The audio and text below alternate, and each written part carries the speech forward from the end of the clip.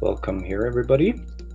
Today we have a guest from KTH, postdoctoral researcher, Zekarias Tilahun,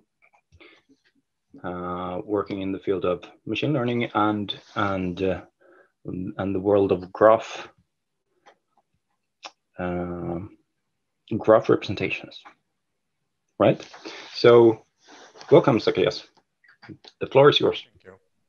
Thank you. Thank you, Olaf. Okay, thank you, everyone. So my plan in today's talk is to talk about two papers, one a complete paper and one a short and small paper, which we are still working on. So the first paper is dynamic embeddings for interaction prediction, and this is still under review. Though we have received a first review of positive feedback, but it's still under review. Okay, so in this talk, the main focus will be on interaction networks. So we will be interested in this kind of interaction networks where we have two kinds of nodes. For example, we could have temporal interaction networks where we have users performing listening activities on different songs. Or there could be, there are also other interaction networks which are not temporal, like the one on the right, where we have on one side drugs and on the other side, we could have target molecules that these drugs can interact with or side effects that might be caused by taking a drug. So when we talk about interaction networks in this talk, we will be mainly thinking about this kind of networks. Okay, so before going into the detail, I will try to give an overview of the talk. So the problem that we are interested in to solve in this study is what we call this next item prediction or interaction prediction. So the setting is that we're given a set of items which are consumed by a given user, for instance. This could be, for example, a sequence of long songs that a user has listened to. And our goal is to predict the next likely item that a user is going to consume. For example, in the case of the song, the next song that the user would love to listen. And the particular method that we're going to employ to assist this prediction problem is by leveraging graph representation learning. And we are particularly interested in this study on temporal interaction networks. And we also want to represent both users and items. So similar to existing studies, we have the following key assumptions. The first assumption is that we assume both users and items have long-term and short-term preferences. And for the long-term preference, we assume that it is going to be a single or a dominant context that a user or an item will be interested in. Whereas for the short-term case, it could change depending on the time. So the theme or the context that the user is interested in might change over time depending on the season or depending on recent interactions that we are observing. Okay, so the intuition of what we expect in the representation space is presented in this slide. So for the long-term preference, what we expect would happen in the representation space is as follows. So we consider that the representation space will be somehow divided into some subspaces which are associated to the themes. For example, if we are considering a movie recommendation system, the themes that might have that might emerge as a result of the interactions could be the genres associated with movies. So for simplicity, let's say there are these three genres. So for the long-term preference, for example, an item called Spider-Man movie, we assume that it will eventually converge to a particular theme which is relevant for this movie. For example, for Spider-Man, let's say it has converged to sci-fi. Then it can move around, but restricted to this sci-fi context. So the representation of Spider-Man is free to move as long as it is within this theme of sci-fi. We also have the same assumption for the user as well. Once it picked up on a particular theme, it will remain within that theme for the representation, the long-term representation of a user, because we assume that it is a dominant, there is one dominant theme capturing the long-term preference of both items and users. Whereas what we expect to happen for the short-term preference, on the other hand, is different in the same representation space. So, for example, if we consider the representation of the short-term representation of Spider-Man, at some point it might be in the theme or in the context of sci-fi movies. It can stay within that theme, within the sci-fi movie. It could also jump to other themes like action movies, depending on who are the people who are watching this movie at a certain time. The same is true for the user as well, depending on what kind of movies she is watching. It can change from one theme to another theme. I mean, the short-term representation can move from one theme to another theme. So this is what we want to capture using the long-term and the short-term representations. Okay, so before moving into the details of our study, I will try to briefly mention some of the existing studies that actually address this problem. So the first one can think of is like these famous methods, which are the collaborative filtering and the content-based filtering. We call them classic models. And there are also sequence models which are based on these recurrent neural networks and transformers. And the last one that we have is what we call bipartite models that are close to our study. And these are usually based on mutual recurrent neural networks and graph neural networks. So when we say, so if there are questions, I think you can interrupt me anytime during the presentation. Maybe I will not be able to look at the chat, but somebody might remind me to check that. I will keep an eye on the chat. Okay, thank you. Focus. Okay, great. So in the case of sequence models, input data normally comes in the form of sequence corpus. So for example, the list of items that are consumed by users. And essentially the goal is to train some sort of predictive model over this sequence, for example, using algorithms such as recurrent neural networks and transformers, which will eventually be used to infer or to predict the next item that will appear in a given sequence. And the other alternative, which is the bipartite model case, input data normally comes in the form of a bipartite graph. And the main goal here is also to capture the interaction dynamics that is encoded using the graph structure. So for this purpose, people have proposed mutually recursive neural network, recurrent neural networks, and also graph neural networks. And one of our goals is actually to address some of the limitations that we have observed in these existing methods, which are under this category of bipartite models, especially the problem introduced by using recursive recurrent neural networks, which causes a problem during training, as we will see in the next slide. Okay, so what happens in these bipartite models is that when we look at the representation space for the short-term representations, considering the same kind of intuition that we have for our case in the previous slides, the representation at a certain time for a particular item is learned by using the representation that was already learned in a previous time for this item. So when we want to learn the representation in the next timestamp at ti+1, we will use the one at ti. and keep doing this in order to learn the representation of an item, the short-term representation. So the same is true for the user. The one at tj will be recursively dependent on the one at tj minus 1, and the one at tj plus 1 is dependent on the one at tj.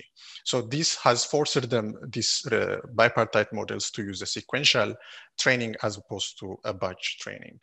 And that's one of the problems that we want to alleviate. Okay, so now I will start talking about the proposed method, which we call DeepRed. It is an acronym taken from the title of the paper. Okay, so the key element in our study are short-term interactions. So essentially here, what we try to do is, for example, if we consider a user, we would like to simultaneously look at the k recent interaction events that this user has been involved to. So we will use this notation to denote that we are interested in the k recent events that happened just before time t. So these events contain the list of items that this user has interacted with and the associated timestamp with these events. And we do the same for the items as well. We have this notation which tells us the k recent events that happened before time t. And this contains the list of users and timestamps associated with each event. Okay, so in order to capture the short-term patterns, our key idea is that we would like to encode semantic information or context information by using the long-term representations associated with each event. For example, we see that here it is the semantics or the context here is sci-fi, because the long-term representation for Avengers is taken from that context or theme. And the second thing is we also want to encode the freshness or the recency of the events by using these deltas. That means the difference between the current time and the time associated with each event. Okay, so to do that, we have this general architecture proposed for DeepRed. Essentially, the input for our algorithm is going to be an event, which is expressed using this triple containing user u, item I, and the timestamp associated with that event. And the second hyperparameter, which is k, that determines the number of events that we are going to look at. So we will extract both the short-term events for both the user and the item, the k recent events, and we will feed them to an encoder. So essentially, the idea of the encoder is to learn the sequence patterns and the delay patterns within these interactions. So essentially, it contains two operations. The first one is simply event embedding, where an event embedding is simply the embedding of the item using the long-term representation. For example, if this is a user sequence and the delta associated with each event. So we will have a sequence of these event embeddings containing the item embedding and the delta. And we call this a signature of use recent interaction history. And then we pass that to a recurrent neural network, which will then give us high-level features f sub u and f sub I at time t for both the user and the item. And we will see this in the next slides in detail, but the next steps are simply to compute steps that we refer as alignment and attention mechanism, which will eventually give us the short-term representations for the user and the item at time t. And our goal is essentially to maximize the compatibility between these short-term representations that we have at the final block. Okay, now let's look at the details of each component. One of the key ideas that we have proposed, especially to avoid the recursive dependency between short-term representations, is to use long-term representations as a proxy for learning the short-term representations. So let us first see how we do learn the long-term representations. And the main idea is we would like to use identity-based embeddings. For example, if we look at the user, we will have this identity-based embedding for our user U, denoted by E sub U, which will be trained by looking at all the events that contain the user U. And this H is simply the learning function for the long-term representation of a user. And our goal is that this, after training, this representation will capture the dominant or the prevailing preference of a given user. For example, that this user is mainly interested in action movie. And we do the same for an item. We will use this representation E sub I, which would be trained or learned by using all the events that involve the item I. And the semantics remains the same. That means this representation will capture the prevailing property for this item. For instance, this item is mainly from the genre of sci-fi. Okay, so when we come to learning the short-term patterns, what we do is now we will leverage or capitalize on these long-term representations to learn the short-term ones. So essentially what we do is simply we will use the event embeddings that we have seen earlier. So for example, if we are learning the short-term representation of the user at time t, we will use the long-term representation of the items in its history sequence concatenated with the delta and passed to some function h, which we will use to learn the short-term representation. And we do the same for the item. So now you can see that the short-term representation of both the user and the item is learned by leveraging the long-term representations in the short-term history sequences. If we contrast this approach with the existing methods, what happens is that in existing methods, especially the bipartite ones, which are closely related to our study, the representation of a user and an item at time t are learned by taking the representations of this both the user and the item in the previous timestamp. So you can see that this is recursively dependent between two consecutive short-term representations. And this is what caused this sequential training problem, or was a bottleneck for their efficiency. And as you can see from our approach, this kind of recursive dependency is removed. Okay, so now let us unroll each step starting from the encoding.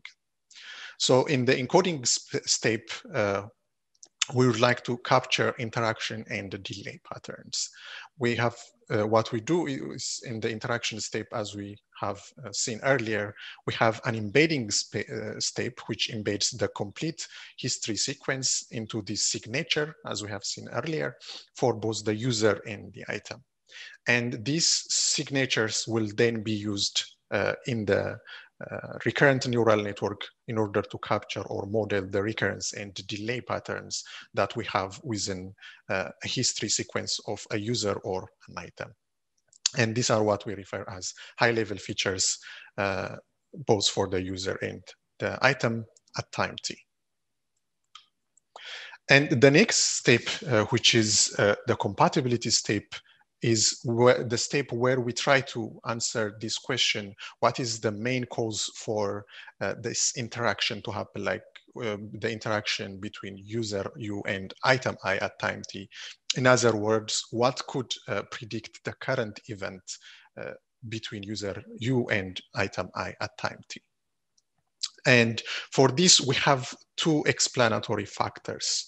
The first thing we assume is that because there is a contextual agreement between the history sequence of the user and the item. And that is, if you look at the first two events, we see that user U have watched movies which are related to the sci-fi genre.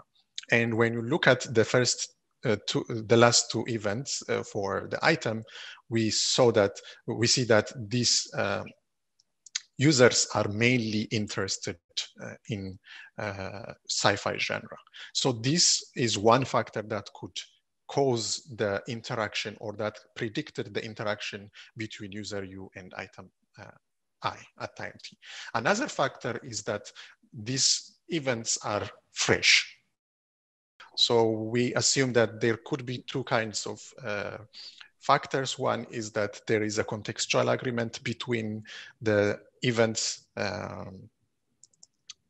the short-term events for user U and item I, and the other is that these agreements are fresh agreements that is captured by the delta.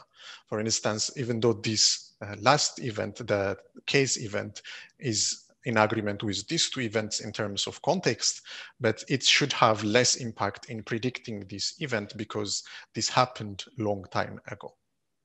So that's one thing that we would like to capture in the compatibility.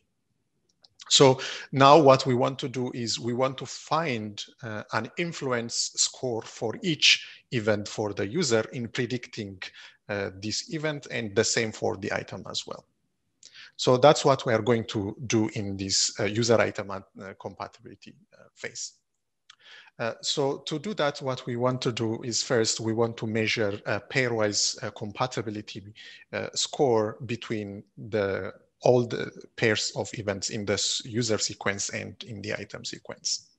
So for that purpose, we compute this alignment matrix by taking the high-level features of the user and the item. So this will give us this K by K matrix, where a particular entry in this matrix, which is, for example, the PQ's entry, tells us the compatibility score between the P's event in the user sequence and the I's event in the Q's event in the item's history. This score now measures a pairwise score, but what we want to find is a single score for each event, telling us how strong or how likely is that event to cause the current interaction between user U and item I. So for that purpose, we will use this attentive pooling step where we, for example, the user compute an attention vector A sub U by applying a column-wise pooling followed by softmax on the alignment matrix, which will again give us this attention vector, attention weights that sums to 1. So this particular weight, for example, at some point for some event tells us the maximum compatibility of this event with respect to all the events in the item sequence or in the item short-term history. And it tells us also how strong or how likely is this event in causing the interaction between user U and item I. And we do the same for the item. And the only thing that will be different now in the item case is the operation will be a row-wise pooling followed by softmax. It will give us the same kind of, similar kind of attention weights, where each weight corresponds to the maximum compatibility score of an event with respect to all the events in the user sequence.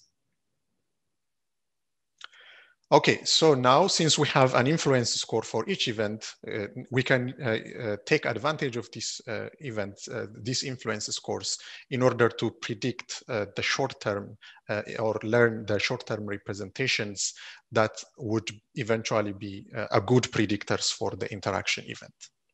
So this is what we call the projection step. So in the projection step, essentially, we take these weighted sums of the high-level features by taking the influence scores associated with each event. So essentially here, what we are doing is a compatibility feature selection or influential feature selection from all the events by using the attention weights. So those events with high influence will determine the short-term representations that we are going to obtain for both the user and the item. And then we will, our goal would be to maximize the compatibility between the short-term representation of the user and the item, because these are obtained by taking into account the explanatory factors for the interaction between user U and item I. And our goal, our training objective is simply this training objective of L2 distance that tries to minimize the L2 distance between the short-term representation of the user and the item at time t, combined with a regularization objective, which is there to prevent the trivial solution of collapsing into a subspace or just a constant function. Okay, so to validate what we have assumed or proposed in this study, we've carried out experiment using the following datasets. The first dataset comes from Reddit. It contains interactions of users, post interactions of users on different subreddits. We have 10,000 active users and 1,000 active subreddits. And this dataset covers an interaction over 1 month period. And in this data set, interactions are repeated 79% of the time. And the second data set is a Wikipedia data set. Here, the interaction is edit interaction by editors on Wikipedia pages. We have around 8,000 editors which perform at least 5 edits, and we have 1,000 most edited page by these users.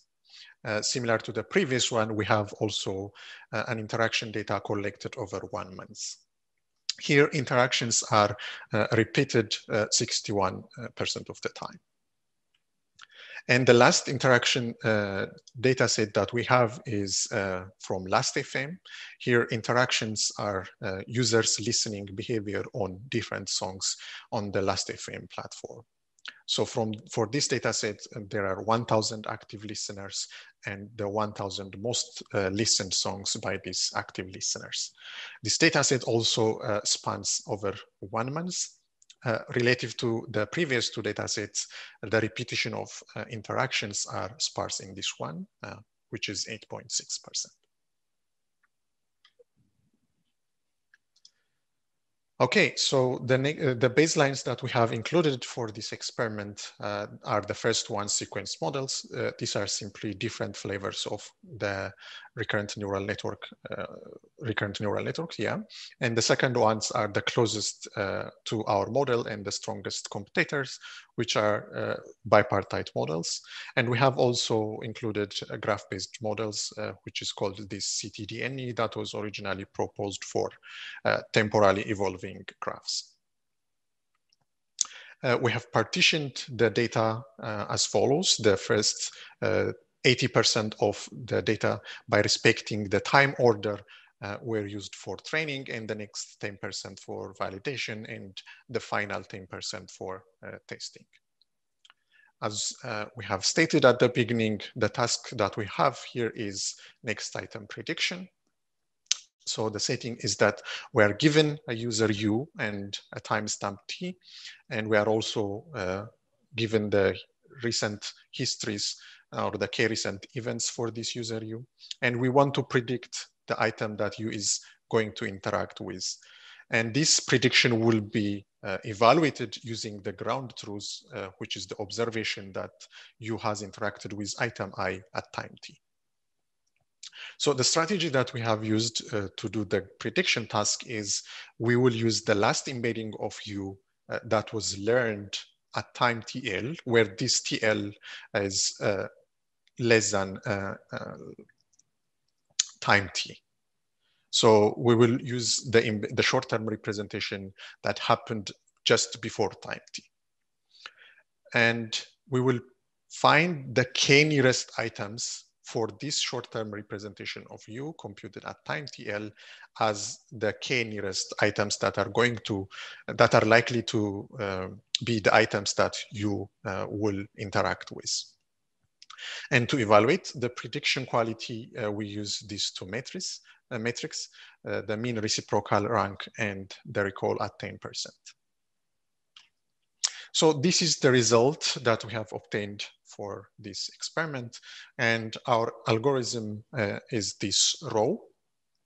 And an interesting observation that we have in this result is that for all the baselines, there is a huge or a significant gap between the mean reciprocal rank and the recall at 10%, whereas this gap is very small or relatively very small for DeepRed.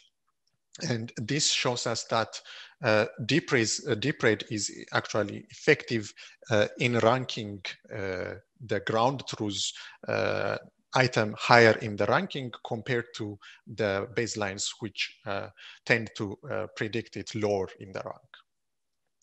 The other thing that we observe is that the minimum percentage of improvement by DeepRed for each algorithm is significant, except one case, which is for Jody. And Jody is the closest competitor for our algorithm. And as you can see here, even if it is the closest or the best second algorithm, we still managed to achieve a significant improvement over Jody, except one case.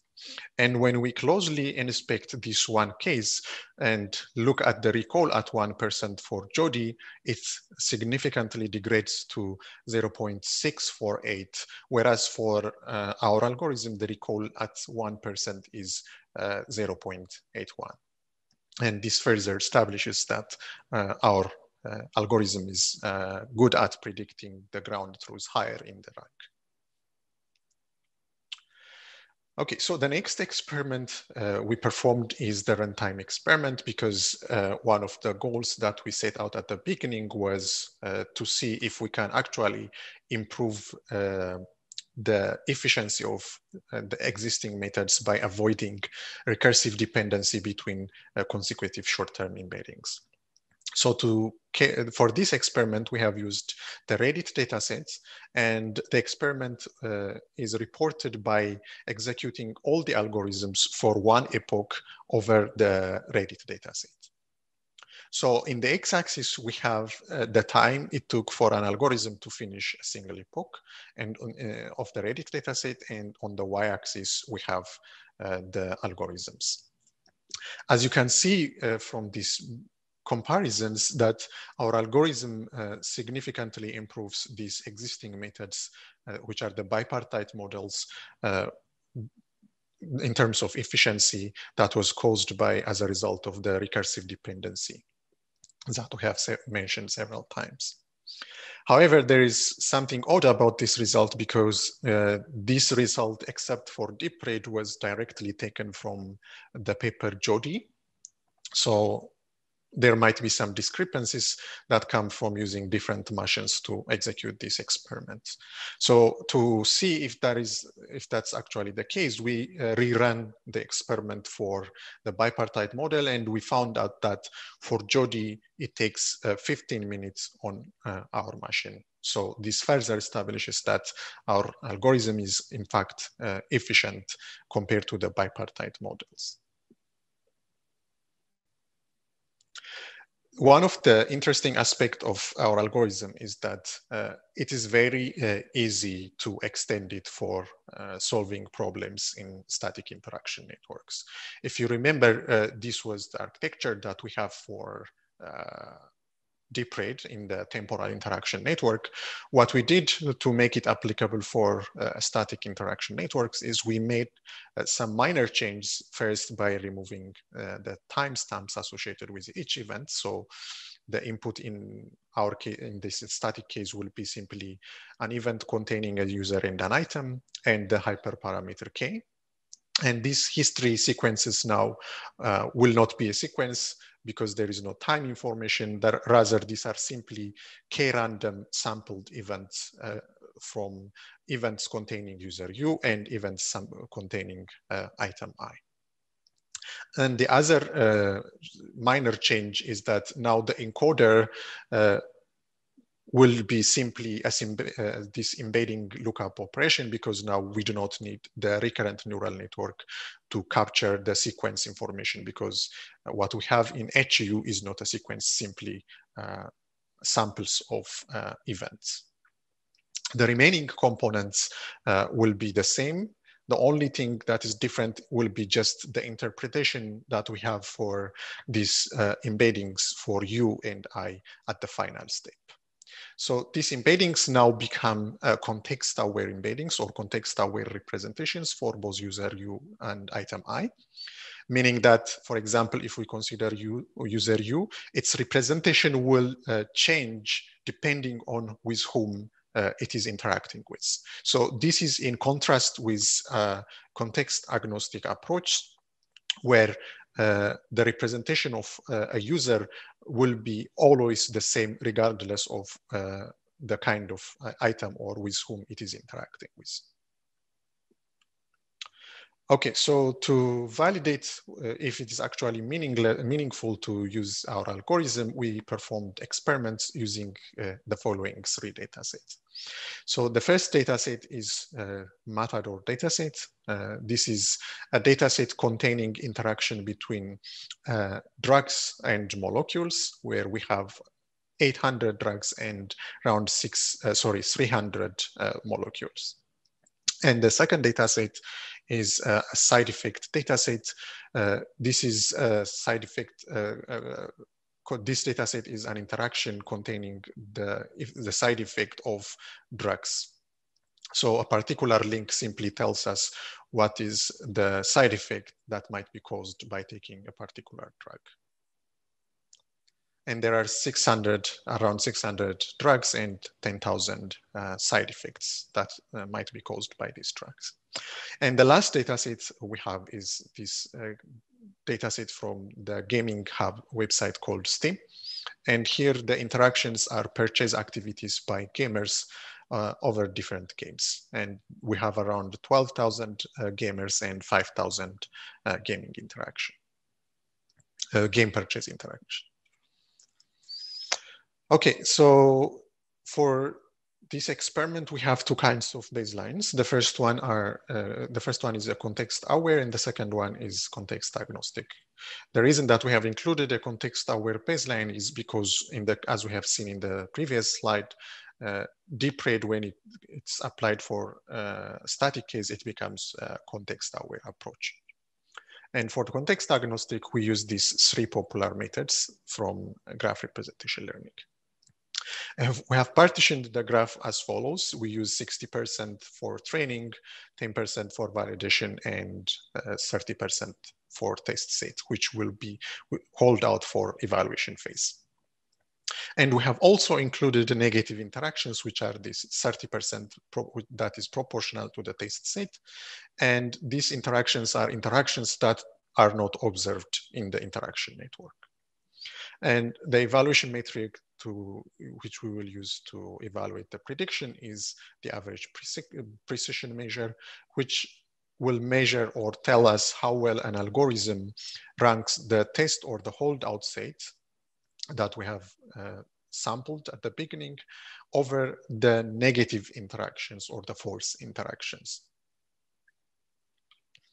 And in this result, our goal is not to show that DeepRed or our approach for static network keys outperforms the baselines, but rather to see if it is actually sensible to use or to apply our algorithm for static interaction networks. So here we see that the first 2 bars are for our algorithm and splitter, respectively, which are both context-aware methods. And we see that they are almost in par with each other and much better than the context-agnostic ones. And this kind of gives us a good idea that DeepRed can be used for solving problems in static interaction networks as well. Okay, so this is my last slide for the first talk. I will have a couple of slides, very short ones for the second talk. So this would be on non-contrastive self-supervised graph neural networks. So self-supervised representation learning has been popular recently, especially in the computer vision and natural language processing domains, and it has been picked up by the graph representation learning community as well. So in graph representation learning, we can start thinking about self-supervised learning, starting from those methods which employ the skip-gram model, which learn a representation of nodes for some task, and later these representations will be fine-tuned for other tasks that we are interested to solve. Similar to this, we have these pre-training graph neural networks on some pretext task, which will then be fine-tuned on some particular problem that we are interested to solve. And the other approach is this contrastive multi-view approach that was heavily inspired by visual representation learning from natural language processing. And the other one, which we are interested in, is this the non-contrastive approach that that does not use the negative samples. And the main motivation that we have for following this kind of approach is, first, it's because finding truly negative samples is a very hard problem. And the second one is because this is a step, one step towards the direction of having a decentralized or privacy-preserving graph representation learning. So motivated by this, we have proposed, to the best of our knowledge, this is probably the first approach in graph neural networks, but this has been, the non-contrastive approach has been done in computer vision. So we call our proposal a SelfGNN because it's also independent of the kind of graph neural network that we are going to use. So the idea is that we have this graph that we want to learn a representation for. We will use a partition algorithm to create multiple partitions of this graph. And these partitions will then be, from this partition, we will then sample some partitions in order to create batches. So let's say, for example, we have created these two subgraphs. We have sampled these two subgraphs. Then this will be the induced subgraph from this original graph by using the two subgraphs. So the idea here is to use two parallel networks to learn from each other. So in the contrastive case, for example, in computer vision, what people have done is that they took one augmented view of the image and feed it to the one network, and another augmented view of the image feed it to another network, the second one, and they will learn a representation of these two augmented views. Then eventually the goal is to maximize the similarity between these two augmented views and to minimize the similarity with respect to the augmented view of another negative example. But here we want to avoid that and simply use these augmented views without having negative or contrastive samples. So this algorithm was an extension of an already existing method called BOL, Bootstrap Your Own Latent Representation, from DeepMind. And it is adapted for our scenario for graph representation learning. So here we have two augmented views of the same graph. For example, one augmented view could be exactly the same view, the first order proximity view of this graph. Another augmented view could be the high order proximity view of this graph. Any valid augmented view of this graph can be used here. This is just for simplicity. So we feed these two augmented views to two networks, which we refer as online and target networks. So the idea is we will use the online network to predict what is coming out of the target network. And one key difference between the online network and the target network is that the model parameters for the online network are updated using gradient descent, whereas the model parameters for the second network, which is the target network, are updated as a moving average of the online parameters. As you can see here, by using this symbol stop gradient, there will be no flow of gradients in using backpropagation in this target network. So we have this initial or preliminary proposed architecture, and there is one more variant of this algorithm, that this architecture that we have, which simply takes directly the original graph. We call that full batch. It takes the two augmented views of the original graph and apply the same procedure on this architecture. So that is the full batch version of this one. And this multi-layer perceptron that we have, that will be used in order to predict the representation that will be generated by the target network, contains these three components: a linear layer, a batch normalization, and a dropout. And what we have actually observed is that actually the key element of this architecture is the batch normalization. When we drop the batch normalization step, there is a huge decrease in terms of the performance or the quality of the learned representations.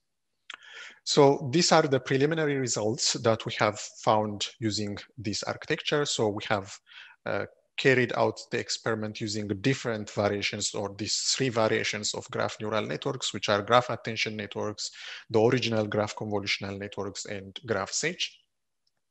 And you see that it's our self-supervised variant, both for the full batch and the original approach. They are in par with the standard graph neural networks, or sometimes better than the standard graph neural networks. So this gives us a good indication to pursue this direction. And the reason that I am presenting this self-supervised approach for graph neural networks is actually to get some important feedbacks from the audience. And that would be my last slide. Thank you very much for your attention. Thank you, Zekarias. Thank you. So let's see. We have a question from Eric. Do you want to unmute yourself, Eric? Yeah, I could actually ask it in person. So I have another question here as well. So thanks for the presentation, Zekarias. Thank you, Eric. So this last comment regarding the batch normalization. You said that performance really drops when you don't use it. Yes. Have you also tried using layer normalization? Yes, actually. It's actually the same when we use layer normalization. The same means it's the performance drops, not as bad as not using batch normalization. And actually one thing that we found out when we actually consult with the previous authors is that the batch normalization is kind of, or implicitly serving as some sort of contrastive, providing contrastive examples. So when you use layer normalization, the performance decreases. Oh, interesting. Yeah. So I have done something very similar, but I use layer normalization. Oh, really? And for me, so doing a similar thing, but with molecules. Okay. My pre-training using BIOL in this case. Yes, exactly. Did not actually work, or it didn't improve performance compared to just directly going for the supervised target I was using in the end. So, but this is really interesting work. Thank you. Yeah, thank you very much, Eric.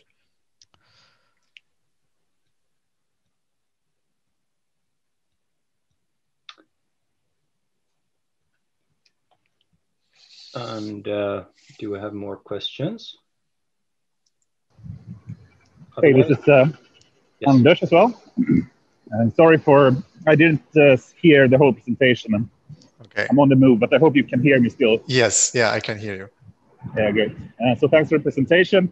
Thank you. Just have to ask the standard question. Why not simply use transformers for graph networks? I know someone that tried using that without negative sampling and seems to work really well. Have you tried something like that?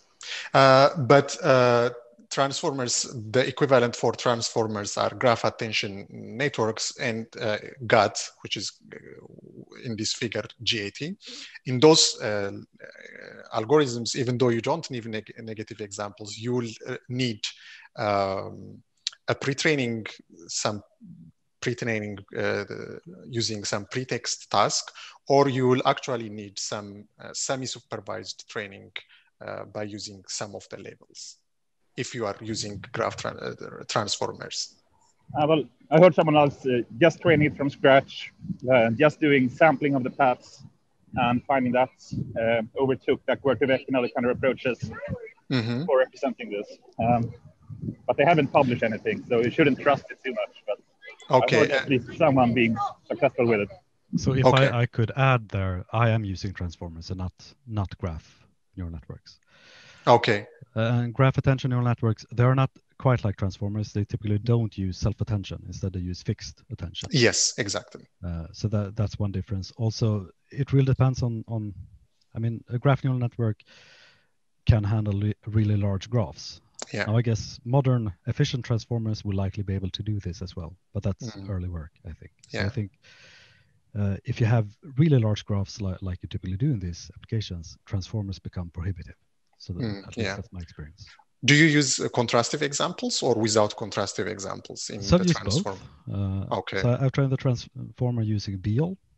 And it works. It learns something. That is, it learns to actually, I use a contrastive task just to evaluate, not for training, but just to see that it actually learns to have a representation which is contrastive, so to say. So it actually separates the different molecules I'm looking at. So BEOL works in that sense.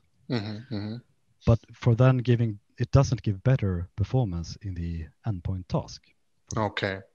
So that's my experience. That because the graph is really, I don't learn anything more using the contrastive task from the graph than I would just using the supervised task. So it's really about the transformer already has perfect access to the graph structure and can use it very efficiently. So I don't have to, and I can't. This pre-training task is purely structural.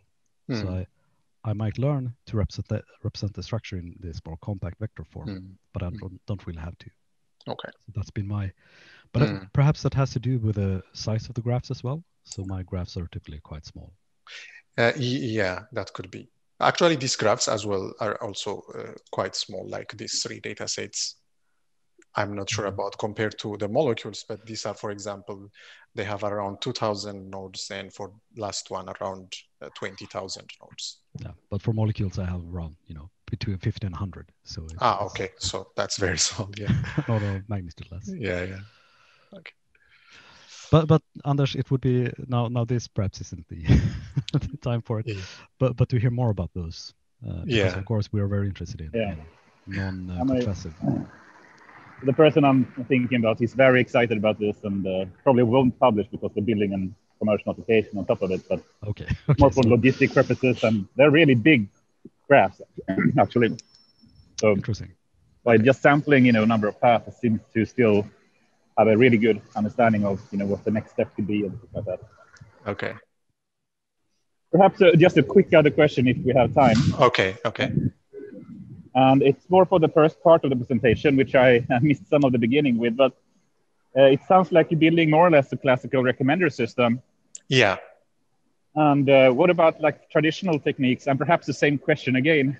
You can use transformers. There is this kind of BERT for rec kind of model that use the BERT-based model to predict the next item to recommend, and it seems to work really well. And, yes. And in Spotify, for example, when I worked there, we use basically a Word2Vec model that simply models the item embeddings, but ignores to model the users completely and just have like an exponential moving average of what the user just listened to, and in that way, are able to build that discovery weekly and things like that. Is there some big difference to how those work and what you do? Yes, one of the key difference is that, as you've suggested, especially by our algorithm and similar algorithms in this family, the thing in our algorithm is that we explicitly try to understand what is the dynamics between the interaction of a user and an item. Whereas when people employ transformers or recurrent neural networks, as you have suggested, they simply use a sequence data, like as I'm showing. Can you see my slide? Yeah. I can see it, but I hear what you say. But still, does it really improve the end results? Even if you try to model the interactions, simply modeling the sequence worked really well for Spotify, and they tried a lot of different things. And also the Bipartite seemed to, basically also just have a sequence that is sampled from the interactions. Yes, that is true. The main reason that I have not included it, it's because a previous study, which actually compares these bipartite models, shows that they improved with a significant margin the methods which simply uses a sequence information without encoding the graph information in the learning process. So that's one of the motivations for us also to not just simply use the transformers without including the graph structure. Okay, I didn't follow how it really improved the performance, but thanks anyway. It's great to hear. You're welcome. Great work. Thank you. Yep. So, Zekarias, did you have some ablation on the results there? It seems like you're over the board. You outperform the baselines at least except for Jody. Yeah. And most of the time Jody as well. Yeah, except one case for like Jody. Yeah, right. Have you made some ablation study, or do you have some intuition about what are the important things here? Yes, actually, that's one of the feedbacks that we have received in the. My impression is that you have a lot of modules here, and what's the most important? The most important, what we assume, is this attention mechanism that we have, this multi-way attention mechanism, because this is the part where we try to understand what is the explanatory factor for this event to happen, for the event between user U and item I.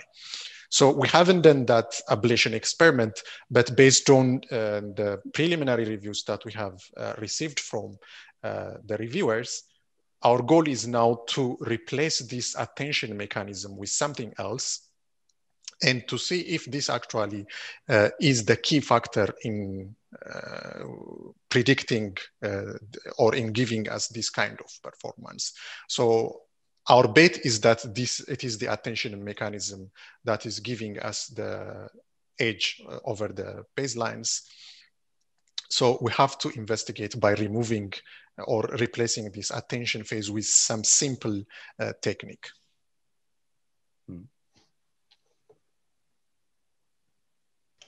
One thing I'm thinking about in terms of this architecture, if you go forward a couple of slides where you had both the static and this architecture in the same picture. Okay. This one? Yeah. Mm-hmm.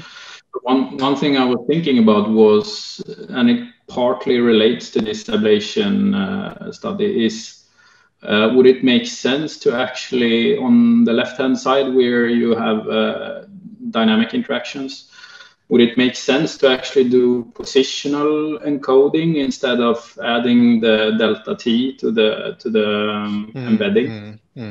Yeah, that could be also one thing that we can investigate as an ablation test instead of deltas. One of the key arguments from related studies is that actually these deltas play a significant role in just capturing the important sequence information. If we discard the delta information simply, we will be able to capture the sequential or the recurrence pattern, but we will not be able to capture delta. So I thank you for that. I will try to include by removing the delta, and another alternative, as you suggested, would be to simply inject the positional embedding. Yeah. Thank you. That's an interesting comment. I will include that one. Thank you. In my I guess it would also kind of, I'm not sure there's a point to it, but it would also mean that you can kind of generalize your model to work in both the static or contextual situation. That same model solving both. Yeah, that's correct. Thank you. I think most of the usual suspects have given their questions now. Let's thank the speaker. Thank you, Zekarias. Thank you, everyone, for paying attention to my talk and the feedback as well. Thank you. Thank you. Very nice talk. Thanks. Yeah. Thank you. Bye-bye. Bye, everyone.